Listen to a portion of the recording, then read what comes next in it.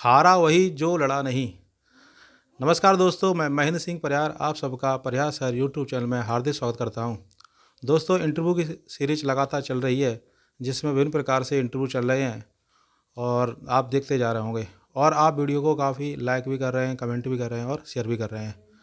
तो आज हमारे साथ हैं आकाश यादव, जो आरपीएफ पुलिस में हैं, और ये सर आपको बताएंगे कि इन्होंने कैसे तैयारी की थी और किस वर्ष लगे थे, कितनी परसेंटेज थी, और आरपीएफ पुलिस का पेपर कैसा होता है, फिजिकल में क्या क्या होता है, ये सब चीज़ें बताएंगे। नमस्कार सर जी। जी नमस्कार सर। सर, तो आप ये बताइए पहले तो कि आपने आरपीएफ जो पुलिस है, इसमें आपकी जॉब कब लगी थी? सर मेरा जॉब इसमें 2018 में जनरेट हुआ। 2018 में। सर, 2018 से पहले आपने और भी कोई तैयारी कर रहे थे तो जॉब वगैरह के लिए कौन कौन से पेपर दिए थे? जी बिल्कुल सर, इससे पहले मैं एमपी पुलिस में 2 बार क्वालिफाई था, और जिसमें मैं मध्य प्रदेश सूची में 9वें नंबर पे था।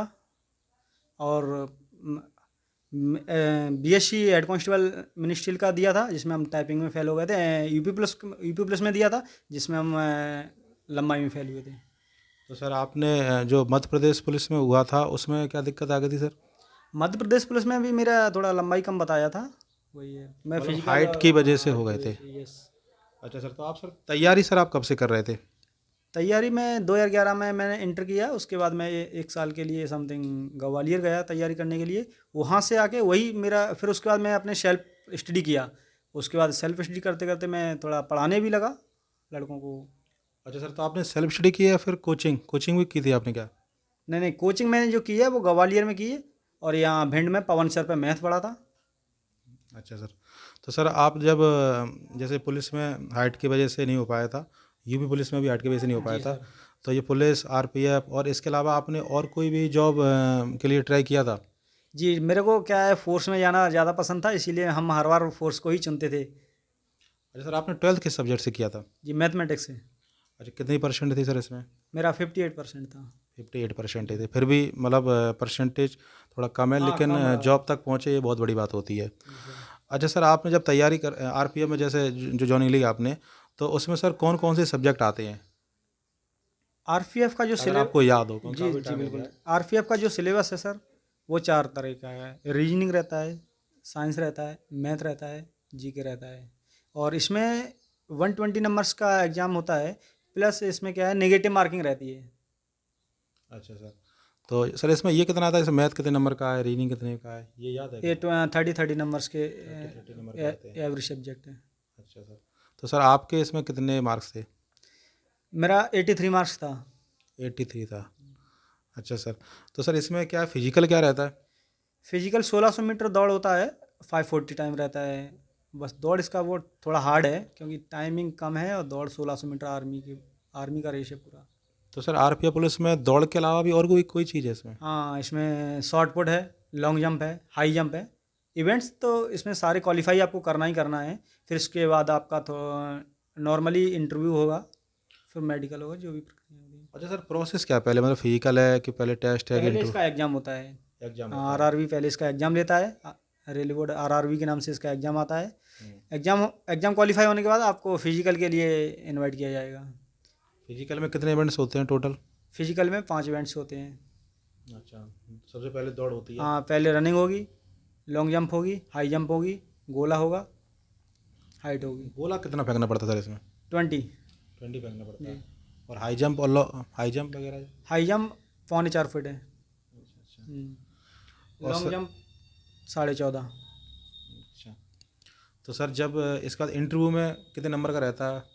इंटरव्यू पास करना रहता है लगभग 5 नंबर का। वो इंटरव्यू में किसी को डिस्qualiफाई तो ऐसा कुछ नहीं है, लेकिन उसको पास करना ज़रूरी है। अभी तक मेरे समझ से कोई डिस्qualiफाई नहीं किया गया है इंटरव्यू में। लेकिन वो क्वेश्चन तो ऐसे पूछते हैं, हमको भी बहुत अच्छे अच्छे क्वेश्चन पूछे थे उन्होंने। और सर आपको याद है इंटरव्यू में कौन कौन से प्रश्न पूछे गए थे? जी सर। मैं जब उन्होंने मेरा मार्कशीट देखा, वहीं डॉक्यूमेंट्स भी चेक कर रहे थे, तो जो कमांडेंट जो ऑफिसर्स बैठे थे, तो उन्होंने मेरे साइंस सब्जेक्ट में डिक्टेंशन देखा, तो उनकी इनका साइंस बहुत अच्छा है, तो इनसे साइंस से संबंधित क्वेश्चन पूछते हैं। तो उन्होंने मेरे को पूछा कि आप न्यूटन के बारे में क्या जानते हो। हमने फिर उनको बताया, बोले बल की इकाई क्या है। अच्छा, फिजिक्स के जी, क्वेश्चन पूछ लिए थे। फिजिक्स के न्यूटन, विज्ञान से सर संबंधित। आइजक न्यूटन, हाँ। हाँ। अच्छा अच्छा। और इसके अलावा और कोई प्रश्न याद है? हाँ, हम जिस क्षेत्र से गए थे एमपी के बारे में क्वेश्चन पूछे। हम जिस क्षेत्र भिंड से गए थे तो वो वहाँ लोकल लोकल के भी क्वेश्चन पूछते हैं कि आप भिंड में हो, भिंड का कैसा माहौल है। भिंड के बारे में सर क्या पूछा था, कोई क्वेश्चन अगर याद हो तो? भिंड के बारे में उन्होंने अपने भिंड की एक प्राचीन परंपरा है कि भाई यहाँ ये भिंड डाकुओं का गढ़ रहा है। तो यही क्वेश्चन उन्होंने मुझे पूछा था कि क्या भिंड में अभी भी डाकू हैं। हमने नहीं सर, अब तो थोड़ा विकसित हो गया है। पहले सर एजुकेशन का इतना सिस्टम नहीं था, अब थोड़ा आगे आया है, बढ़ गया। अभी ऐसा कोई वो नहीं है। सर आपने जो पढ़ाई स्टार्ट की है, जैसे मतलब क्लास फर्स्ट सेकेंड थर्ड, ये कौन से स्कूल से किया था? 10th तक कौन से स्कूल से पढ़े थे? बैकग्राउंड क्या था पृष्ठभूमि? बैकग्राउंड मेरे पृष्ठभूमि देखो, मेरे पिताजी ज़्यादा इतने हाई फाई पढ़ाने वाले नहीं थे, किसान ही थे। और वो किसान भी बहुत मिडिल क्लास के किसान थे ज़्यादा। तो सुविधाएं हमको वो नहीं मिली हैं जो हमको मिलना चाहिए थी। बट जितनी हमारे पिताजी ने हमसे आशाएं की, हम उनसे उसका बेहतर परिणाम देते रहे हैं। हमारी पढ़ाई जो मिडिल क्लास तक थी वो हमारे गवर्नमेंट स्कूल में चली। मिडिल क्लास के बाद हम राजेंद्र कॉन्वेंट स्कूल में पढ़े, वहाँ से हमने इंटर किया। जी सर। तो सर आपका जब ये जैसे 2011 से आपने तैयारी बताया स्टार्ट की थी, ग्वालियर में पहले तैयारी की आपने, फिर भिंड में आके सेल्फ करते रहे। जी जी तो ये आपकी जो जॉब लगी है वो 2018 में लगी है। जी तो लगभग एक 2011 से लेकर 2018 तक लंबा कार्यकाल चला है। जी। तो इसमें मतलब जैसे आपने यूपी पुलिस का एग्ज़ाम दिया तो उसमें हाइट के वजह से आप रह गए, हाँ जी। एमपी पुलिस में भी हाइट की वजह से रह गए। तो ऐसे कई सारे एग्ज़ाम दिए जिसमें तो हाइट तो एक अलग ही है, हाँ। मैटर करता है, तो उसमें आप रह भी गए थे। फिर आपको ये पॉजिटिव चीज़ कैसे लेके आते थे कि मतलब इतने टाइम होता जा रहा है और नहीं लग पा रहे हैं, तो कभी बार नेगेटिव भी आता था माइंड में क्या? बिल्कुल नेगेटिव तो जब इतना तुम समय किसी चीज़ के लिए दोगे तो वो परिणाम वैसा नहीं मिलेगा, तो नेगेटिव में आपकी थिंकिंग बनेगी। लेकिन आपको धैर्य रखना है हर चीज़ के लिए। आप अपना संयम बना के रखना है भाई। ऐसा नहीं है कि रसरी आवत जात पर के सिल पर होत निशान। जी आप बराबर एक प्रयास घाट करते से रहे। प्रयास करते रहोगे तो वो आपको आप सफलता जरूर दिलाए। और मेन चीज़ है इसमें अनुशासन का बहुत बड़ा महत्व होता है। अगर अच्छा आप सर। अनुशासित हो तो आपको लक्ष्य ज़्यादा दूर नहीं है आपसे। सर नेगेटिव आते, जब नेगेटिव माइंड मतलब थॉट आते थे तो फिर करते क्या थे, मतलब ऐसा क्या सोचते या कोई एक्टिविटीज क्या चीज़ करते थे? जब भी हमें नेगेटिव माइंड्स में या घर से कुछ दबाव मिलता था तो उसके लिए हमारे पास कोई ज़्यादा सोचने के लिए टाइम नहीं होता था। हम अपने घर से जाके बाहर, हमारा पास में ही मंदिर है शंकर भगवान, हम वहाँ पे जाके बैठ जाते थे। बस उनके ही भरोसे रहते कि प्रभु हम इतना सब कुछ कर रहे हैं, आपके यहाँ भी टाइम दे रहे हैं, हो सकता है उनका ही कुछ चमत्कार हुआ हो। मुझे तो जी शायद भरोसा है कि शायद उनका ही चमत्कार है। भगवान के बिना तो जी पत्ता भी नहीं बिल्कुल हिलता। हाँ। अच्छा सर, जैसे नेगेटिव जब भी माइंड बनता था तो ऐसे परिवार में भी कोई लोग थे जो आपको पॉजिटिव करते थे, जैसे दोस्त वगैरह हुए, माता पिता हुए या कोई भी? जी बिल्कुल जी, इसके लिए हमारी मम्मी थी। कोई हमारा इतना सपोर्ट नहीं करता था, लेकिन हमारी मम्मी हमको हमेशा सपोर्ट करती थी कि देखो बेटा तुम्हें एक ना एक दिन सफलता जरूर मिलेगी। क्योंकि तुम जो पढ़ाई पढ़ रहे हैं ना वो उसका रिजल्ट तो आ रहा है, लेकिन फिजिकली एक्टिविटी या कहीं ना कहीं ऐसी एक्टिविटी हम एजुकेशन क्षेत्र में कहीं पीछे नहीं हटे। अरे सर आपने पढ़ाना स्टार्ट क्यों किया था? मतलब ये था कि मतलब थोड़ा कंपटीशन में टाइम लग रहा है, जॉब में टाइम लग रहा है, तो शायद इस स्रोत की वजह से कि मुझे पैसे भी आते रहें और एजुकेशन मतलब जो पढ़ाई बनी रहे। हाँ बिल्कुल। पढ़ाने का क्या उद्देश्य था सर? पढ़ाने का भी यही उद्देश्य था, क्योंकि जॉब तो इतना आसान नहीं हो रहा था, जटिल होती जा रही थी। और मेरा हाइट भी इतना नहीं था, तो मैं एक अलग क्षेत्र चुन रहा था। मैं सोच रहा था कि चलो हाइट नहीं है हमारा, फोर्स में नहीं आ पा रहा है, लेकिन मेरा उद्देश्य मेरा फोर्स में ही था। मैं सोच रहा था अब चलो नहीं हो पा रहा है तो मैं टीचिंग भी देखता हूँ साथ साथ में, तो मैं उसमें भी सफल होने ही जा रहा था। लेकिन तब तक हमारा इधर हो गया। कोई बात नहीं, बहुत बहुत धन्यवाद। अच्छा सर, तो जैसे हाइट कम थी तो दिमाग में आता है तुरंत ही कि हाइट कम है तो फोर्स के लिए अब अपन नहीं है, हाँ तो फिर ये माइंड में आया था? जी बिल्कुल आया था। अच्छा सर, टीचर के लिए आपने कोई डीएड बीएड भी किया क्या? जी बिल्कुल, मैं क्यों? डीएलएड किया है। अच्छा डीएड किया था, मतलब पहले सोच लिया था कि हाँ अगर बिल्कुल। कोर्स में नहीं होता है तो डीएड कर लेते हैं तो शिक्षक बिल्कुल तो बन ही जाते हैं। जी जी। लेकिन मन आपका किस में था, टीचर बनना चाहते थे या फिर कोई फोर्स में ही जाते जी थे? मेरा मन फोर्स में ही था। हम हमेशा फोर्स के ही लिए प्रेरित होते थे। अच्छा सुबह मतलब। उठने, मेरा जो रूटीन वर्क था वो सुबह उठने का है। देखो फोर्स में क्या आता है, हमेशा अनुशासन रहता है। फोर्स जितना अनुशासन हमें किसी भी और डिपार्टमेंट में नहीं दिखता है। वो हर चीज़ अनुशासित से time to time routine work से होती है। जी सर। वैसा ही हमारा सुबह का रूटीन था। अच्छा सर, इसलिए मतलब आपने एक ये कह सकते हो कि वो तो एक खिड़की इसलिए रख ली थी टीचर वाली कि अगर जी फोर्स में नहीं होता है तो फिर जी हम जी टीचर बन बिल्कुल। जाएं, लेकिन मन जो था वो वो फोर्स फोर्स के के लिए ही लिए था, था। मतलब वर्दी ही पहनना था। जी बिल्कुल, संघर्षों से भरा जीवन रहा है ये सर, आपको भी पता है कि हम जी किन जी किन परिस्थितियों से निकल के आए, कहाँ से जी क्या सर। गए। अच्छा सर, जितना तो हमने आपका सर। संघर्ष किया है शायद ही किसी और ने किया हो। जी सर। संघर्ष तो फिर मतलब फल तो मिलता ही है। जी। अच्छा सर, आपका जब पढ़ते टाइम पे रूटीन क्या था? मतलब जागना क्या है, काम क्या, जैसे काम भी रहते हैं यहाँ तो आप, तो काम कैसे करना है, पढ़ना कैसे, पढ़ाना कब है और कैसे क्या करना है, ये सब बताइए आप। मेरा पढ़ने का जो रूटीन था, वो मैं दिन में कोई इतना, दिन में अपनी कोचिंग चलाता था और दिन में अपने पढ़ने के लिए दिन में कभी टाइम नहीं दिया मैं। और दिन में इतना शोर शराबा रहता है, न्यूसेंस ज़्यादा रहता है, तो मैं दिन में इतना नहीं सोच पाता था कि भाई पढ़ना है बैठ के कि नहीं पढ़ना है। लेकिन हाँ, मैं नाइट में 8 बजे खाना खा के फ्री होके फिर 8 से 10 बजे तक 2 घंटा पढ़ता था। फिर मॉर्निंग में 3 बजे जगता था, 3 से सुबह 4:30 बजे तक पढ़ाई किया। फिर उसके बाद फ्रेश व्रेश हुए, उसके बाद रनिंग वनिंग जो भी हमारा रूटीन वर्क था, रनिंग वनिंग है, जो तैयारी अपनी चल रही फोर्स के लिए, वो हेल्थ के लिए, जो वही फिटनेस, सब कुछ उसी वो सुबह 6-7 बजे तक कर देते थे। फिर फ्री हो जाते थे दिन के लिए। मतलब दिन में नहीं पढ़ते थे, काम की वजह से, पढ़ाने की वजह हाँ से, जी, बिल्कुल। और रात में टाइम देते थे, सुबह टाइम देते थे, ये एक हाँ लक्ष्य रखा था। जी, बिल्कुल। हमने अपना एक टेबल ऐसा बना के रखा था कि भाई दिन में तो न्यूसेंस इतना रहता है कि आप अपना माइंड सेट कर ही नहीं पाओगे, क्योंकि गांव का माल रहता है। तो गांव में कई तरीका, और आपको पता ही है जी हमारे गांव का नाम कैसा है। तो उस हिसाब से हम गांव में अपने घर पे इतना टाइम नहीं दे पाते कि दिन में बहुत अच्छे से टाइम निकाल के पढ़ लें। एक बार सर हमारे दर्शकों को बता दीजिए, आपका गांव का नाम क्या है और यहाँ की क्या विशेषता है, और यहाँ पर मतलब एजुकेशन कैसा रहा है पहले, अब तो शायद काफ़ी सुधार आ गया है। जी। जी, मेरे गांव का नाम हैवतपुरा है और मैं अपने गांव में ही, इसी गांव में जन्म हुआ है। तो मैं आप जन्म से ही मेरे को इस गांव के बारे में बहुत कुछ देखने को मिला है। जैसा कि हमारे गांव से लोग एजुकेशन क्षेत्र में बहुत पीछे हैं। जी। शहर के बहुत नज़दीक है, लेकिन फिर भी एजुकेशन क्षेत्र में बहुत ही पीछे हैं, क्योंकि हमें नहीं लगता है कि यहाँ से अभी भी हमारे गांव में 70% हाई स्कूल पास हों लड़के। इतना बैकवर्ड है हमारा गांव।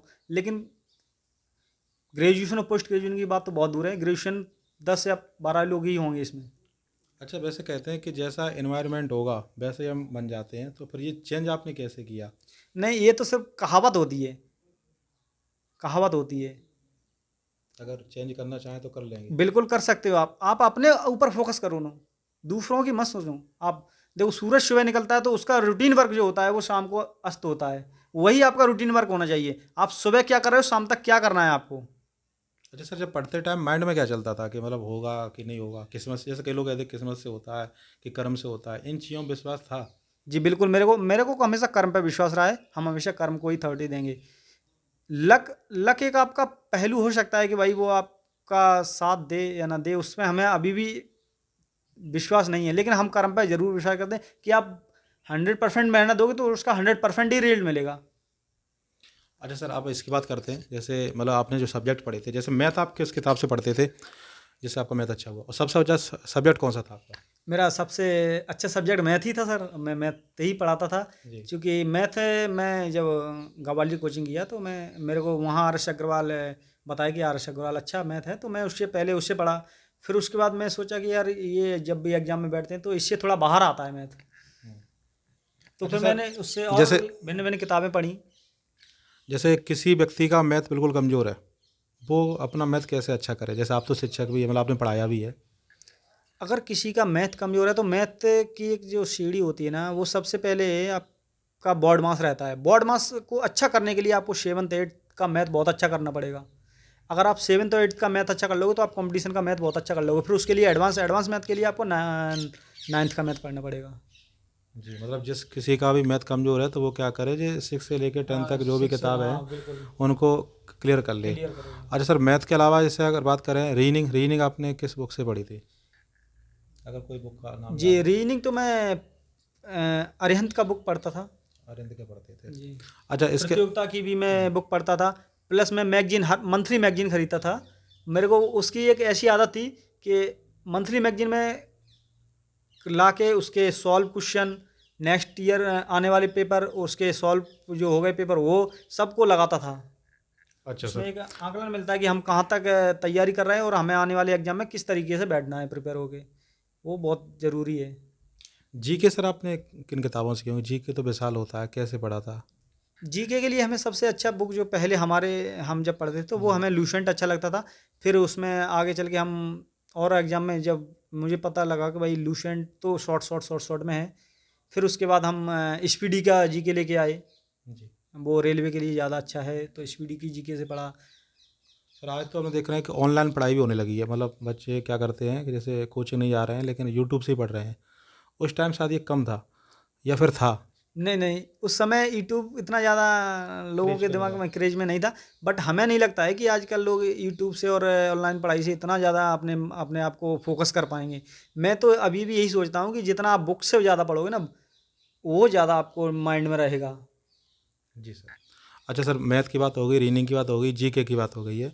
जीके के अलावा आपने जैसे हिंदी वगैरह है, इंग्लिश है, इनको भी देखा था क्योंकि जी बिल्कुल। कंपटीशन में है तो आपको संपूर्ण सभी चीज़ सब जानेगा। का ज्ञान रखना थोड़ा थोड़ा ज़रूरी है। और प्लस जो आपका नेक्स्ट एग्जाम होने वाला है, उसमें जो स्पेशली सब्जेक्ट होते हैं तो उनको बहुत अच्छे से तैयार करना पड़ता है।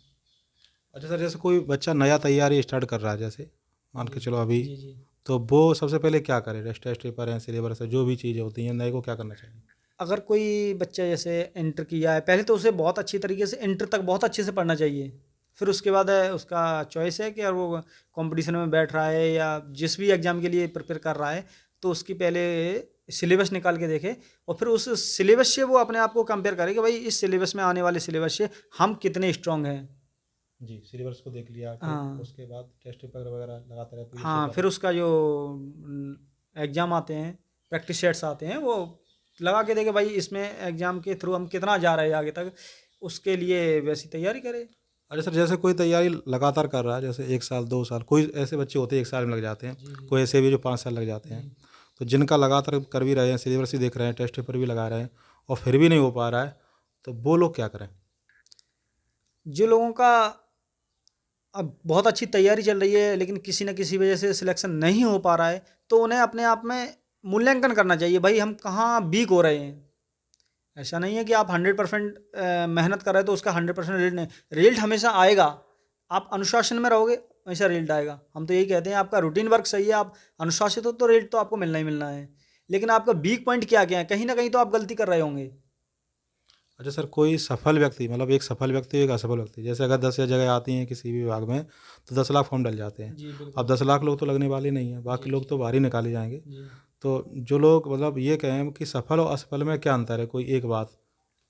सफल और असफल में कोई ज़्यादा अंतर तो नहीं होता है, बस सफल वही वही हो जाते हैं कि हमारे नंबर 72 है, आपका 71 है, हमें में ज़्यादा अंतर नहीं रहा है। यहाँ आप थोड़ा लक का भी साथ हो सकता है कि जो क्वेश्चन आता हुआ भी कभी कभी गलत हो जाता है। अच्छा सर, आप अभी वर्तमान में किस जगह पर हैं?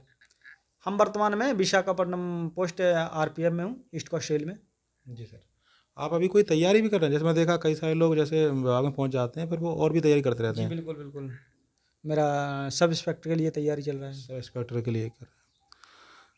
तो इसके अलावा सर, हमारे जो भी दर्शक हैं उनके लिए आप कोई जो बातें मोटिवेट कर जाएं और कुछ आप अलग से बताना चाहें तो वही बता दें।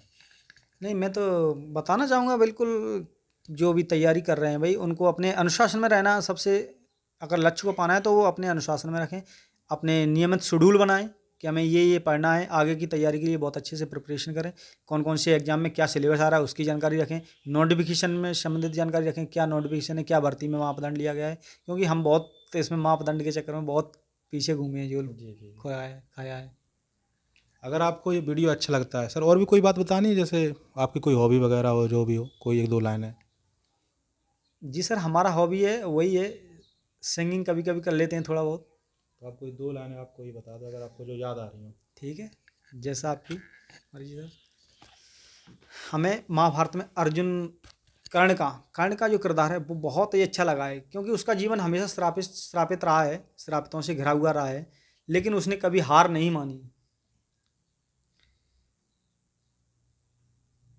सारा जीवन श्रापित श्रापित, हर रिश्ता बेनाम कहो, मुझको ही छलने की खातिर मुरली वाले श्याम कहो, कि किसे लिखूं मैं प्रेम की पाती, कि किसे लिखूं मैं प्रेम की पाती, कैसे कैसे इंसान हुए और रणभूमि में छल करते हो तुम, कैसे भगवान हुए। जय हिंद सर। बहुत बढ़िया रहा, काफ़ी अच्छी आवाज़ है आपकी सर। तो अगर आप लोगों को हमारे वीडियो पसंद आता है तो आप इसको लाइक करें, कमेंट करें, शेयर करें। और अगर आपको कोई प्रश्न भी पूछना है तो आप वो प्रश्न भी पूछ सकते हैं। आप देख रहे होंगे कि सर के क्या है कि ड्रेस नहीं है, तो सर आरपीएफ पुलिस में है और जो ड्रेस उनकी कहाँ पे, विशाखापट्टनम जी में हाँ, है। फोर्ट तो पे ही है। हाँ, अगर आपको कोई ऐसा कोई प्रश्न पूछना हो जो आरपीएफ से संबंधित हो या कोई भी प्रश्न पूछना हो तो आप कमेंट करें और उसके बाद हम आपके